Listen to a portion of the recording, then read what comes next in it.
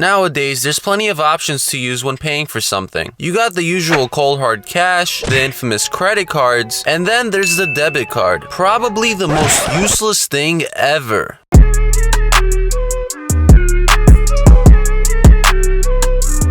For years and years as a kid growing up, I thought the debit and credit card were the same thing. But as my mind developed, along with my financial literacy, I quickly realized that my debit card was a useless pile of horse shit.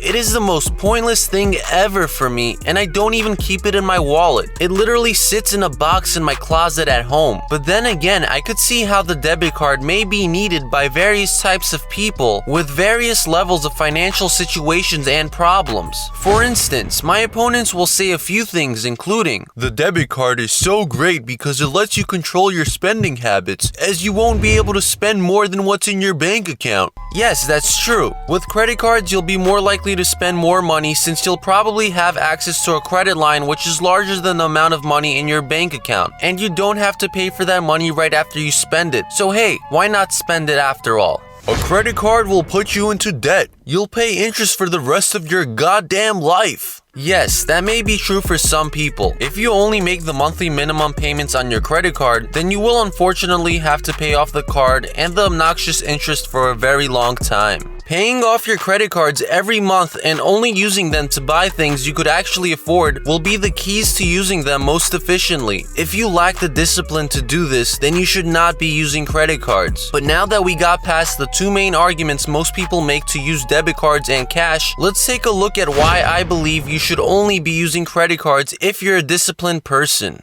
1. Cashback rewards. This is my favorite reason for using a credit card since you essentially get a discount or incentive on essentially everything you buy. Most credit cards offer a 1% cashback on all of your purchases, which definitely adds up over time. Other cards like the Citi Double Cash card offer 2% cashback on every single purchase, making it one of my favorite cards to pay for bills and other everyday expenses. Some other cards that offer really good perks include the American Express Gold and Platinum cards. These are actually charge cards, which means you have to pay them off in full every month, and they do have an annual fee, but you could still profit using them as they offer large sign-up bonuses and many points or offers for various types of purchases from different venues. The bottom line is that credit card companies always provide better incentives to its users since these incentives pay off once the credit card user starts paying interest. However, if you're going to use credit cards at all, I strongly suggest you pay off your monthly balances in full to avoid paying interest, since that basically defeats the purpose of using credit cards in the first place.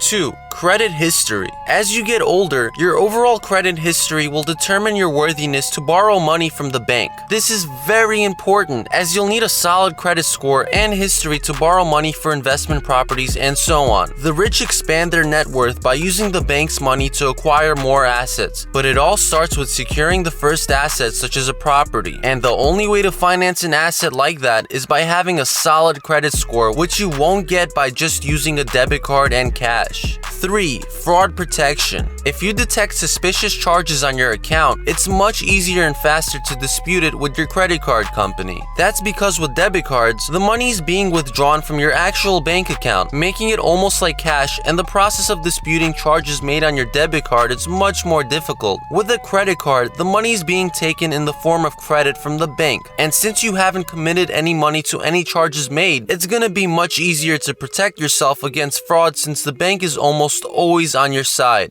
The bottom line as to why I hate using debit cards and cash is because you can't profit using them and you can't stay protected. With credit cards, you could make some extra money as long as you're only buying things you would buy anyways and pay off the balance every month. Plus, while you're at it, you'll get to establish a solid credit history and protect yourself from fraud. If you could stay disciplined with paying off your credit cards on time and in full, then I strongly suggest you start using that as a means of paying for everything.